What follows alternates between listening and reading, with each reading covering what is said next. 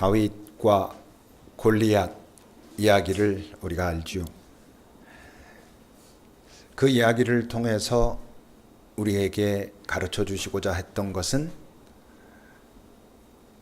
눈에 보이는 어떤 대단한 현상들, 눈에 보이는 내 힘으로 넘어설 수 없을 것 같은 그런 상황들보다 눈에 보이지 않는 하나님, 그분께 더 크게 영향을 받을 수 있을 때, 눈에 보이는 그 현상보다 눈에 보이지 않는 하나님이 내게 더 실체로 다가올 때 그 인간은 얼마나 대단할 수 있는지, 자기 힘으로는 할 수 없을 것 같았던 그것을 얼마나 뚫고 나가 그 일의 결과를 하나님께 영광이 되게 하는지, 그걸 골리앗 이야기를 통해서 우리에게 보여주었지요.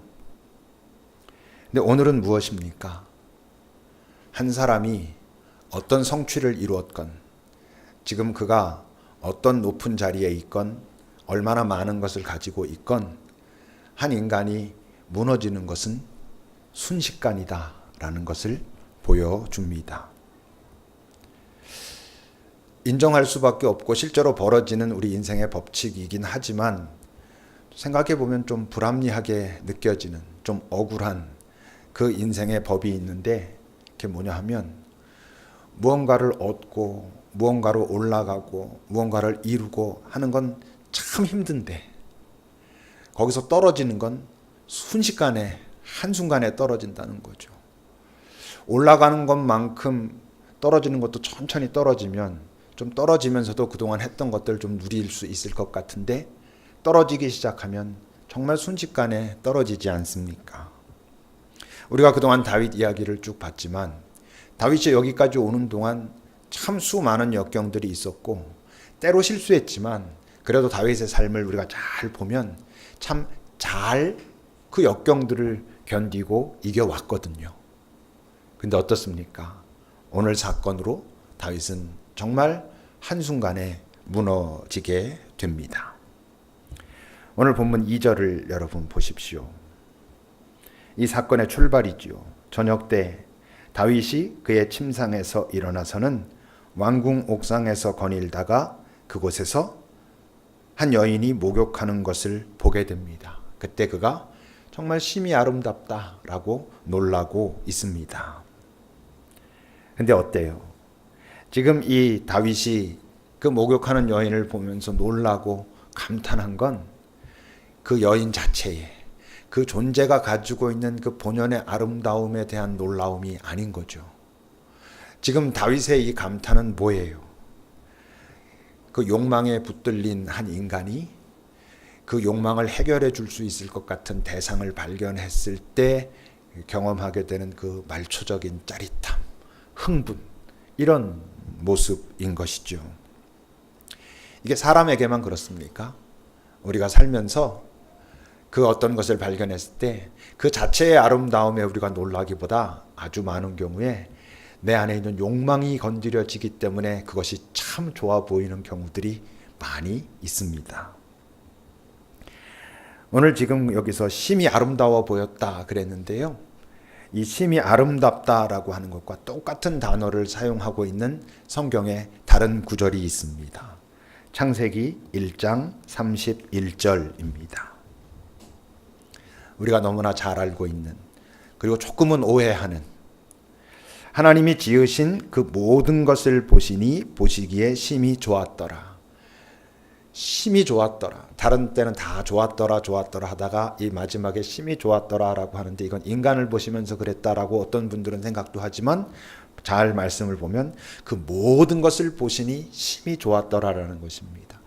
그분의 창조가 다 맞춰지고 났을 때 당신이 창조한 그 모든 피조물들을 보시면서 참 좋았다라고 말씀하시는데, 이 좋았더라라고 하는 단어가 또브라고 하는 단어입니다. 근데 그 단어가 오늘 본문에서 아름다웠다라고 하는 단어랑 같은 단어입니다. 그러니까 심히 아름다워 보인 거나, 오늘 하나님께서 그것을 보시면서 심히 좋았다라고 하신 거는 똑같은 의미로 사용되고 있습니다. 그런데 어때요? 하나님이 지금 보시기에 심히 좋았다라는 건 어떤 거죠? 모든 것이 제 자리에 있을 때, 요즘 우리가 자주 하는 말로는 모든 것이 자기다울 때, 자기답게 자기 자리에서 자기의 모습을 잘 드러내고 있을 때 나타나는 그 온전함, 그 모든 것들이 함께 있을 때 또 나타나는 조화로움, 그걸 보시면서 하나님 당신이 그 모든 것을 이루어내셨으면서도 야, 참 아름답구나, 참 멋있구나, 참 좋구나 라고 하셨다는 거지요. 하나님께서 무언가 어떤 대상을 이렇게 보실 때 하나님이 보시는 건 정말 그 대상의 실체를 보시는 거죠. 조금도 어긋남이 없는 그 모습 그대로를 보십니다. 모든 창조물들, 특히 인간이 타락하기 전에도 당연히 그것을 보셨고, 그러니 하나님이 감탄하셨고, 타락 후에도 우리는 어떻게든 숨기려고 하고 어떻게든 우리는 외면하려고도 하지만 하나님은 그 실체를 보시기 때문에 이제는 감탄하시기보다는 긍휼히 여기시고 안타까워하시고, 근데 바로 그게 우리가 그분 앞에 이 모습 그대로 나아갈 수 있는 근거가 되지요. 그분이 내 모든 것을 이미 다 알고 계시니까, 실체를 보고 계시니까 우리가 그분 앞에 이 모습 그대로 나아가는 것입니다. 숨길 것도 없고 가식으로 뭔가를 할 필요도 없는 그런 모습으로 나갈 수 있는 것이지요. 그런데 우리가 보는 건 어때요? 하나님은 그 대상을 보실 때 그 실체를 보시지만 우리는요, 그 실체를 보는 것이 아닙니다. 우리가 보고 있는 건 그 대상의 모습에다가 내 상태가 투영된 모습을 보게 되는 것이에요. 그러니까 정확하게 보질 못하는 것이죠, 우리는. 그래서 성경은요, 그렇게 보이는지라 라고 말합니다. 하나님은 보시고요, 우리에게는 보여집니다. 그것이 그대로 보이는 게 아니고 내 상태랑 섞여서 우리가 자각하게 된다는 거죠. 창세기 3장 6절을 여러분 한번 보세요. 인간이 처음 타락하는 모습이죠. 여자가 그 나무를 봅니다. 그렇게 봤을 때 먹음직도 하고 보암직도 하고 지혜롭게 할 만큼 탐스럽기도 한 나무인지라 라고 기록하고 있는데, 이 표현을 우리가 좀 정확하게, 아니면 좀 더 세밀하게 표현하면 이렇게 표현해야 더 정확한 것입니다. 지혜롭게 할 만큼 탐스럽기도 한 나무로 보이는지라, 이게 더 정확한 표현이죠. 이 여인의 그 마음속에 뭔가 이미 흔들림이 있습니다. 그 흔들림을 가지고 그 나무를 보니까 그동안 보던 것과는 다르게 이게 뭔가 나에게 매력을 주는, 야, 이거 먹으면 좋겠는데? 이게 참 탐스러워 보이는데? 나를 하나님처럼 만들어줄 것 같은데? 라고 보이는 것이죠. 하나님은 그러지 말라 하셨는데도 이 사람이 흔들리면 그렇게 보였다는 것입니다. 그러니 어때요, 여러분? 우리가 뭘 볼 때 그게 내게 어떻게 보이는가 하는 것보다 훨씬 더 중요한 건 그것을 보고 있는 내 눈의 상태는 어떤가? 내 눈이란 게 뭐예요? 내 마음이죠. 내 마음의 상태가 어떤가 하는 게 훨씬 더 중요합니다. 그래서 우리가 뭐 그런 얘기들 하잖아요. 아, 난 걔가 미워서 뭘 해도 미워. 뭐 이런 말 하죠. 전에 우리 어머니가 우리 아버지 한참 미워할 때요, 밥 먹는 것도 밉고 자는 것도 밉고 다 밉답니다. 사람이 뭐가 미우면 난 저 사람이 하는 건 뭐든지 다 싫어 이러거든요. 음식점에서 애기 엄마가 애기 데리고 막 애기가 뭐 잘못하고 떠들고 이런 거야 뭐 어쩔 수 없죠. 근데 그 애기 옆에 있는 사람들한테 막 너무 이쁘죠? 너무 이쁘죠? 자랑합니다. 이쁘죠. 근데 어때요? 그 엄마가 이뻐하는 것처럼은 이쁘지 않거든요. 그 엄마는 무조건 이쁜 거예요. 남들도 다 똑같이 그렇게 생각할 줄 알아요. 근데 사실 그렇진 않거든요. 제가 뭐 아기를 싫어해서가 아닙니다. 우리가 이렇게 보면 그 엄마처럼 이뻐할 수는 없는 거예요. 그러니까 사랑에 빠지면 눈이 먼다는 게 그거예요. 그냥 그 모습 그대로 보이는 게 아니고 거기에 자기 마음이 들어가니까 뭐 똥을 싸도 이쁘고 다 뭉개도 이쁘고 다 이쁘죠. 그러니까 여러분, 우리 눈이 얼마나 우리를 헷갈리게 하는지 모르는 거죠. 그럼 지금 다윗의 상태는 어떻습니까? 1절, 2절을 여러분 다시 보십시오.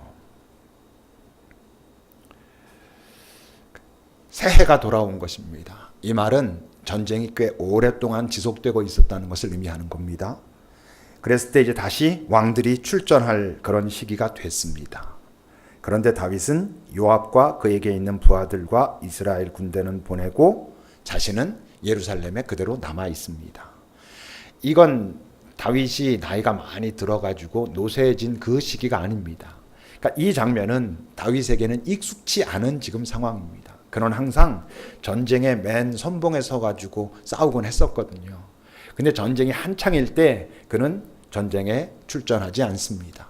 거기다가 더불어서 2절을 보면 저녁 때, 이 에레브라고 하는 이 단어인데요. 이 단어는 해 지고 난 직후의 시점을 말하는 단어입니다. 그러니까 지금 이 저녁 때 지금 다윗이 일어났다는 게 전쟁을 치르러 간 그 자기의 부하들이, 자기의 군사들이 걱정이 돼가지고 밤에 한참 자다가 잠이 안 와가지고 걱정하는 모습으로 지금 옥상을 거닐었던 그런 상황이 아니고, 해가 떠 있을 때 그는 침상에서 뭐 술을 먹고 취해 있었는지 그러고 있다가 어스름 때에 침상에서 일어난 그런 상황인 것입니다. 그러니 뭔가 지금 다윗이 그동안 우리가 알고 있는 그 괜찮은 형태의, 그런 괜찮은 상태의 다윗이 아니라고 하는 것이죠. 이제 그런 상황 속에서 옥상에서 이렇게 거닐다가 한 여인을 보게 됐는데, 그 여인이 그에게 어떻게 보였냐면 심히 아름다워 보였다고요. 다른 말로 하면 자기의 그 욕망을 만족시켜 줄 수 있을 만한 아주 적당한 대상으로 그에게 다가왔다라고 하는 뜻입니다. 그러니 어떻게 합니까? 3절을 보면 다윗이 사람을 보내서 그 여인을 알아보게 했더니 와서 뭐라 그럽니까? 우리 장수 우리야 아시지 않습니까? 그 아내입니다 라고 지금 알려준 거예요. 지금 다윗이 그 여인이 누군가, 저 사람이 누군가 알아봐라 라고 한 건 정말 진지하고 또는 겸손하게 그 인간 대 인간의 그 건강한 관계를 위해서 그 사람을 정말 알고 싶어서, 그 사람을 알고 싶어서 지금 알아보라 그런 게 아니죠. 그냥 그 욕망을, 자기의 욕망을 흔들어 놓은 저 여인, 욕망의 대상, 더 함부로 말하면 욕망의 도구, 그 도구에 대한 호기심일 뿐인 것입니다. 만약 아니었다면 어땠겠어요? 멈췄겠죠. 오늘 그 3절의 표현은요, 이미 다윗이 우리야도 알고 있고 우리야의 아내인 밧세바도 알고 있었던 상황이라는 것을 의미합니다. 사실 그 여인을 누군지 알아보지도 못한 것이죠. 다윗 왕궁이 그냥 조그만 뭐 빌라 3층 집, 또 이 우리아네 집은 그 옆에 있는 빌라 2층 집이 아니거든요. 큰 왕궁에서 저기 있었다는 건 멀리서 본 것입니다. 누가 누구인지도 제대로 자기는 보이지 않는 만큼 멀리서 본 거예요. 근데 알고 봤더니 지금 전쟁에 나가 있는 자기의 충직한 부하 우리아의 아내다라는 것을 알게 됐습니다. 만약 그냥 그 사람이 누군지를 알려고 했었다면, 내가 좀 잘못했네, 뭐 내가 실수할 뻔했네 이러고 아마 돌아섰을 텐데, 지금 다윗은 그런 상태가 아니거든요. 그러니 어떻게 합니까? 4절입니다. 다윗이 그걸 다 알고서도 전령을 보내서 그 여자를 자기에게로 데려오게 합니다. 그리고 그 여자가 그 부정함을 깨끗하게 하였으므로 동침합니다. 이 당시의 계명으로는 여인들에게는 이럴 때는 부정하다, 이런 계명들이 있었잖아요. 그렇게 부정하고 나면 얼마만큼은 깨끗하게 하는 또 시기가 필요했습니다. 그러니까 이것은 다윗이 그 여인을 불러다가 그런 부분들을 다 확인하고, 계명에 부정하게 하는 그런 시기를 다 지났는지 확인하고 다 기다리고 이러고 나서 그 여인과 동침했다는 걸 의미합니다. 이게 뭐게요? 자기는 최대한 안전하고 싶은 거예요. 자기는 뭔가 지켜야 될 거를 지키고 싶은 거예요. 자기가 지금 본질적으로 부정을 행하고 있다는 사실은 지금 까먹고 그 계명이나 이런 어떤 것들은 지키고 싶은 거예요. 이런 게 여러분, 그 대상을 도구화하는 사람들이 가지게 되는 특징이에요. 매우 비겁하죠. 무책임하고요. 문제가 발생하면 언제 그랬냐는 듯 돌변합니다. 이게 뭐 사람들의 관계에서뿐만이 아니에요. 많은 상황에서 그 상황이든 사람이든 그걸 그 존재 자체로 대하지 않고 그 대상 자체로 대하지 않고 자기를 위한 어떤 도구로 자기의 무언가를 만족시키기 위한 도구로 그 대상을 대했던 사람들은요. 거기서 어떤 문제가 나타나면 절대로 자기가 책임지려 하지 않습니다. 어떻게 하건 거기에서 피하고요. 어떻게 하건 거기에다 책임을 몰아붙이고 싶어 하고요. 그렇게 하지요. 그런데 그렇다고 해가지고 그것이 없어지나요? 죄는 겉으로 드러나느냐 드러나지 않느냐의 차이는 있을지 모르지만 어떤 모습으로건 흔적을 남기거든요. 네, 어떤 흔적이 남겨졌어요? 5절을 보니까 그 여인이 임신하곤 다윗에게 사람을 보내서 내가 임신했습니다 라는 소식을 듣게 됐어요. 큰일 난 거죠. 다윗이 여러분 얼마나 놀라고 당황하고 그랬겠습니까? 심각한 상황인데 근데 또 다른 관점에서 보면 바로 지금 이 이야기를 들었던 정말 큰일이 난 이 상황이 다윗에게는 돌아설 수 있는 하나의 또 기회이기도 했죠. 만약 훗날 다윗이 이 상황을 이렇게 돌아봤다면 말이에요. 이런 생각을 한 번쯤 하지 않았겠습니까? 내가 처음부터 그 잘못을 안 저질렀으면 좋았겠지만 그때 그 밧세바가 임신했다라고 하는 그 소식을 듣고 내가 놀라고 당황하고 그랬을 때 그때라도 내가 멈췄어야 했는데 이러지 않았겠어요? 뭐 어느 정도 그가 뭐 책임을 뭐 부끄러울 수도 있고 어떻게 할 수도 있고 이랬겠지만 뭐 왕인데 뭐 나름대로 어떤 좀 뭐 해결을 했겠죠. 뭐 정말 우리아에게 뭐 밧세바에게 어떤 모습으로건 여기서 해결을 했었으면 차라리 조금 더 나았을 수도 있었는데 다윗은 그 기회를 놓쳐버립니다. 근데 죄는 자기가 떠날 어떤 기회를 놓치는 순간 그 죄는 더 확장됩니다. 그리고 더 깊어지게 돼 있어요. 왜냐하면요. 그런 한 고비를 넘어설 때마다 우리가 가지고 있는 그 죄의식이 점점 무뎌지거든요. 죄의식은 무뎌지는데 그 죄의 맛에는 점점 익숙해지거든요. 그러니까 어떤 죄의 문제가 발생하고 내게 그것이 죄라고 하는 강한 자극으로 다가오는 순간 끊어내지 못하면 그게 어렵지만 그러지 못하면 어쨌건 더 확장됩니다. 더 깊어집니다. 근데 다윗은 끊어내지 않습니다. 그것을 자기 방식으로 해결하려고 하죠. 그는 6절입니다. 다윗이 요압에게 연락합니다. 요압이 지금 어디 있죠? 전쟁터에 있습니다. 우리아도 어디 있죠? 바로 그 전쟁터에 있습니다. 근데 우리아를 내게로 보내라 라고 연락을 하고 우리아가 옵니다. 뭐게요? 자기를 보존하려고 자기가 저지른 죄를 감추려고 지금 우리아를 불렀다는 건 뭘 의미해요? 우리아가 굉장히 중요한 장수였거든요. 그러니까 그 전쟁 자체를 위기에 빠뜨리는 것입니다. 전쟁을 위기에 빠뜨린다는 건 이스라엘 나라를 위기에 빠뜨린다는 거고 이스라엘 나라의 전쟁은 하나님의 명예를 건 전쟁이니까 하나님의 명예를 위태롭게 지금 하고 있다는 거예요. 물론 다윗은 자기가 그렇게 하고 있다는 것을 자각도 하고 있지 못한 거죠. 그건 어떻게 합니까? 7절은 우리아가 다윗에게 왔을 때 다윗이 요압의 안부도 묻고 군사들의 안부도 묻고 싸움이 어떠했는지를 묻습니다. 정말 궁금해서 아니 그를 불렀을 때 뭔가 이유가 있어야 되는데 적당하게 될 이유가 없으니까 거짓 관심이죠. 사실은 이 부분에 대해서 지금 다윗이 관심이 없어요. 전쟁이 어떻게 되고 있는지는 관심이 없는 거죠. 관심이 있었다면 우리아를 부를 수 없지요.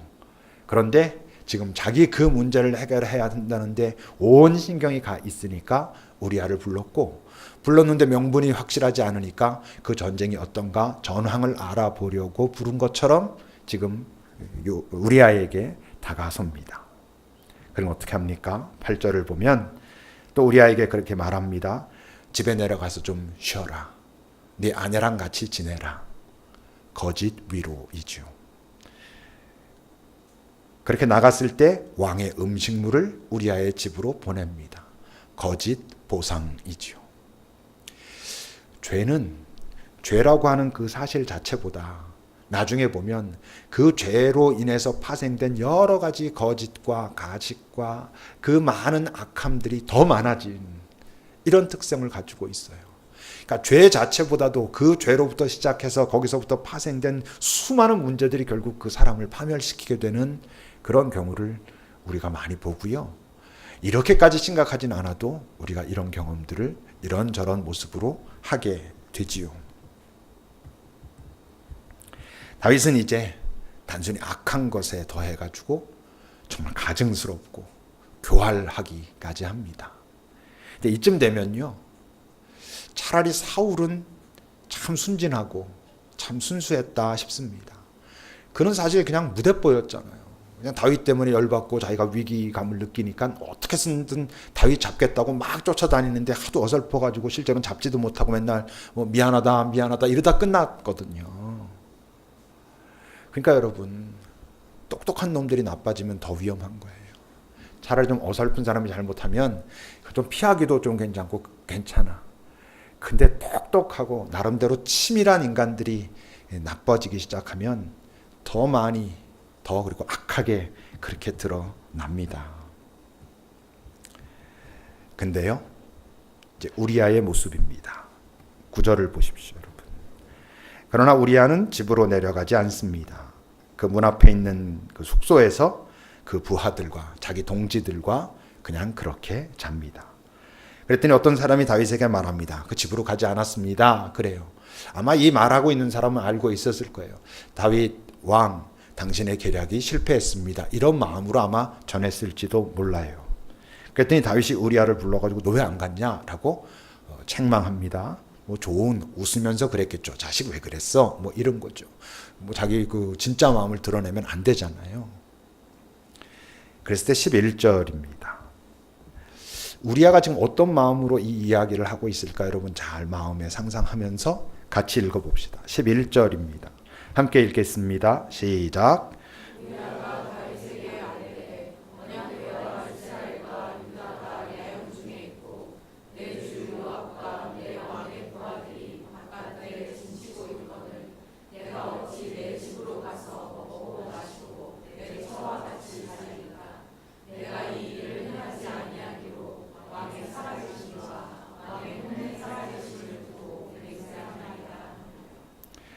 언약궤 여호와 하나님을 말합니다. 그리고 이스라엘과 유다 자기의 나라를 말하죠. 지금 하나님도 이 나라도 전쟁 중에 있습니다. 그런 얘기를 하는 거예요. 뿐만 아니라 내 주 요압과 내 왕의 부하들이 들에 있습니다. 전쟁터에 있습니다. 다시 말하면 내 동지들, 내 친구들, 내 전우들도 지금 그 전쟁터에서 목숨을 걸고 싸우고 있습니다. 그런데 내가 어떻게 나 한 사람 편하고 좋겠다고 내 욕망을 풀겠다고 그렇게 하겠습니까? 라고 말하면서 왕의 살아계심과 왕의 혼의 살아계심을 두고 맹세합니다. 사실은 거의 죽어가고 있는데 지금 다윗은 지금 거의 뭐 흐물흐물 다 죽어가고 있는데 지금 우리아가 이렇게 말해요. 이 장면을요 가만히 들여다보고 있으면 참 슬픈 장면이에요. 왜냐하면 우리아는 단 한 번도 자기 주군을 의심하지 않아요. 한 번도 왕을 의심하지 않고 마지막 순간까지 여러분 아시겠지만 이제 바로 죽습니다. 그 죽는 순간까지 그 전쟁터에서 나라와 왕과 자기 민족에게 충성스럽게 죽어갑니다. 모르고 죽는 거죠. 충성하는 모습으로 죽습니다. 근데 여러분 이 지금 우리아의 고백을 이전에 다윗이라면 그 우리아의 고백을 들었을 때 어땠겠어요? 얼마나 감동했겠어요? 그 우리아의 고백을 듣고 그 감동 속에 얼마나 하나님께 찬양을 드렸겠어요? 하나님, 내게 이 소중한 친구를 주셔서 고맙습니다. 이 좋은 친구와 이 땅에서 같이 주께서 원하시는 그 일을 감당하게 해 주셔서 감사합니다. 했을 거 아니에요. 근데 지금은 어때요? 짜증이 나는 거야. 미치겠는 거야. 이래도 안 되고 저래도 안 되고 이 자식이 정말 돌았나? 이러는 거야. 여러분, 죄는요 뭐 우리아의 이런 이야기뿐만 아니라 하나님의 음성도 짜증나게 합니다. 뭐 칭찬은 고래도 춤추게 한다고요? 죄는요, 하나님의 음성까지 짜증으로 바꾸어 놓습니다. 우리 눈을 조심해야 된다 그랬잖아요. 우리가 본다고 생각하지만 실제로 내 상태에 따라서 보이게 된다 그랬죠. 우리의 귀도 마찬가지입니다. 우리가 듣는 것 같죠? 아니요. 들리는 것입니다. 그 사람의 이야기가 그대로 내게 들려오는 게 아니고 그 사람의 이야기가 내 마음의 상태와 섞여가지고 내게 들립니다. 그 사람의 의도를 내가 그대로 아는 것이 아니에요. 그 사람이 말하고 있는 의도와 상관없이 그 말소리에다가 내 상태가 섞여가지고 들어서 섭섭하다 그러고 원망스럽다 그러고 미치겠다 그러고 나를 모른다 그러고 그러는데 실제로 하나님은 아니시거든요. 근데 우린 그렇게 들려요. 그러니까 눈도 귀도 우리가 잘 의심하는 사람이 정말 좋은 사람이에요. 그걸 다른 말로 하면 성찰한다 그러는 거예요. 내가 보고 있는 그것이 실체를 보고 있는지, 내가 듣고 있는 그것이 진짜 그 자체를 듣고 있는지 확인하지 않으면 우리는 뭔가 듣고 보고 판단할 때의 전제가 뭔지 알아요? 내가 옳아 이거예요. 내가 옳기 때문에 내가 듣고 있는 이것이 내가 잘 판단한다고 생각하고요. 내가 옳기 때문에 내가 보고 있는 그것을 잘 보고 있다라고, 정확하게 보고 있다라고 생각하고 그 다음에 판단하고 선택하고 행동해요. 그러면서 자칫 우린 망해가는 거죠. 이제 그는 추해지기까지 합니다. 13절입니다. 이래도 안 되고 저래도 안 되니까 직접 나섭니다. 다윗이 그를 불러서 그 앞에서 자기랑 같이 먹고 마시고 취하게 합니다. 어떤 장면이 떠오르세요? 그 사업 뭐 좀 이렇게 잘 해보겠다고 을이 갑을 불러가지고 접대하듯이 어떻게 해서든 이 사람을 취하게 하든 어떻게 하든 뭐 해가지고 자기 뜻을 관철시키겠다라고 지금 하고 있는 여러분 이 다윗의 그 비열한 표정이 보이십니까? 그 민망한 표정이 보이십니까? 어떻게 해서든 그에게 아부일 수도 있고 마음을 맞춰가지고 자기 뜻을 관철하겠다라고 하고 있는 다윗의 이 추해진 모습이지요. 그런데도 우리아는 가지 않습니다. 부하들과 더불어서 그냥 거기에 머무르고 내일이면 저 전장터로 돌아가겠습니다. 이런 거예요. 결국 어떻게 하게요? 14절 15절입니다. 결국 아침이 됐을 때 다윗이 다 포기하고 편지를 써서 누구 손에 들려서? 우리아 손에 들려서. 진짜 인간도 아니지 않아요, 진짜? 우리아 손에 들려서 요압에게 보냅니다. 근데 그 편지 내용이 뭐냐 하면 우리아를 맹렬한 싸움에 앞세워 두고 너희는 뒤로 물러가서 그로 맞아 죽게 하라. 그 편지를 우리아 손에 들려가지고 요압에게 보내요. 그동안 우리가 다윗을 이렇게 봐오면서 나름 어떤 부분 부러워도 하고 참 대단하다 인정도 하고 어떤 실수를 범했을 때는 연민도 느끼고 막 싹 사라지지 않습니까? 이런 모습 보면서 와, 이 인간 진짜 인간도 아니다. 이 모습이 참 불편하죠. 근데 여러분 이 본문을 볼 때마다 우리가 불편한 건 다윗이 못된 놈이기 때문에만이겠습니까? 이 모습이 상황은 다를지 모르지만 우리 안에 이런 모습들이 너무나 있다는 걸 우리 자신은 알잖아요. 어떤 상황에서 내가 잘못하고 있다는 걸 알면서도 그것을 덮기 위해서 그 잘못을, 그 죄를 더 확장시키고 깊어지게 하고 내 그것을 덮겠다고 내 주변에 있는 사람들을 아프게 하고 힘들게 하고 그러면서도 나만 지키면 돼 라고 하는 순간들이 우리에게 꽤 자주 있거든요. 다른 사람은 잘 모르지만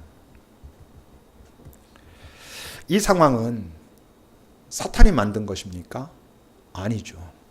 이 상황은 다윗이, 더 정확하게 말하면 그 다윗의 깨진 자아가 사단의 어떤 유혹과 연합함으로써 자기가 직접 이 모든 것들을 행한 것이죠.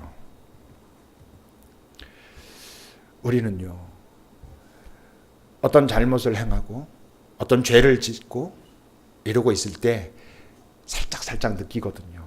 뭔가 내면이 지금 깨져 있다. 건강하지 않다. 그걸 느끼면 뭔가 깨져가고 있다, 망가져가고 있다, 아니면 망가져 있다 라고 하면 어떻게 해야 되냐 하면 수리해야 되잖아요. 그걸 하나님 앞에 꺼내서 하나님 나 이거 이렇게 망가졌습니다, 고쳐주십시오 해야 되는데 우리는요 그걸 감추고 보호하려고 그래요. 감추고 보호하려고 한 그 다음의 선택들 때문에 더 나쁜 일들이 막 벌어지는 거예요. 다윗이 그러고 나서 이것을 하나님 앞에 먼저 나가서 수리했으면 그 이후에 많이 벌어졌던 그것들은 벌어지지 않았을 거예요. 그 여인에게만 그렇게 하고 임신하고 그래서 문제가 발생했다고 멈췄으면 그래도 뭐 이렇게 했을 거예요. 근데 우리가 다윗에 대해서 지금 뭔가 마음이 많이 아프고 불편한 건 사실 그 먼저 시작된 사건보다 그 이후에 그가 그것을 풀어가는 과정이잖아요. 우리들이 여러 모습으로 그렇게 하거든요. 예수님이 이곳에 오셔서 다윗을 세워놓고 너희 중에 먼저 돌을 던져라 그러면 여러분들은 던지실 수 있겠습니까? 근데 이 불편한 본문을 왜 하나님은 이게 성경에다 기록해놔서 우리를 자꾸 불편하게 할까요? 죄지면 나쁜 놈이야 이 말씀을 하시려고? 아니죠. 너희들이 이 말씀을 보는 지금 오늘 이 순간 너의 죄로부터 돌아서라 라고 말씀하시는 것입니다. 우리 모두가 어떤 찔림들, 어떤 불편함들, 어떤 떠오르는 생각들, 그것들을 잘 정돈하라고, 내 앞에 다시 나오라고, 지금 이 순간이 너에게 기회라고, 이 예배가 너에게 바로 그런 기회를 주는 그런 복된 시간이라고 우리에게 말씀하시는 거죠. 기도합시다. 이 말씀은 정말 모든 말씀이 그렇지만 바로 나에게 하시는 말씀인 것을 우리가 정직하면 알죠. 잠시 내 주님은 내게 오늘 무엇을 말씀하시나, 무엇을 함께 하자 하시나 여러분 잘 들어보십시오.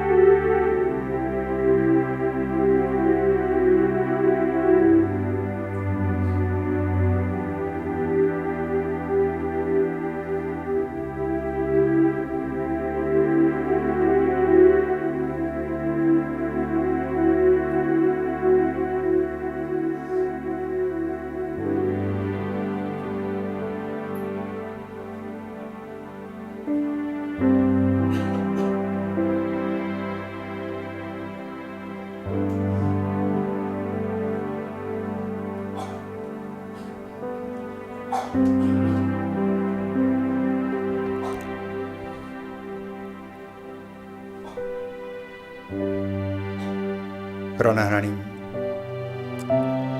우린 또 불쑥불쑥 그 여인이 나를 유혹했다고, 그 여인이 일부러 내가 보도록 옷을 벗고 있었다라고, 또 그 여인에게 불순한 의도가 있었다고 그렇게 책임을 전가하면서 내 안에 있는 모든 거짓과 탐심과 정욕과 가식을 또 감추려고 하는 그런 시도들이 얼마나 자주 일어나는지 주님 우리를 불쌍히 여기소서. 우리가 안전한 곳은 주님 앞인 것을 알게 하옵소서. 감춰서 안전해지는 게 아니라 주님 앞에 나아가 꺼내놓아야 안전해진다는 것을, 남들이 몰라서가 아니라 하나님이 그것을 풀어내셔야 우리가 건강한 삶을 살 수 있다는 것을 우리가 알게 하소서. 오늘 이 말씀을 우리 각자에게 주신 하나님의 그 안타까운 부르심을 우리가 알게 하소서. 예수님의 이름으로 기도합니다. 아멘.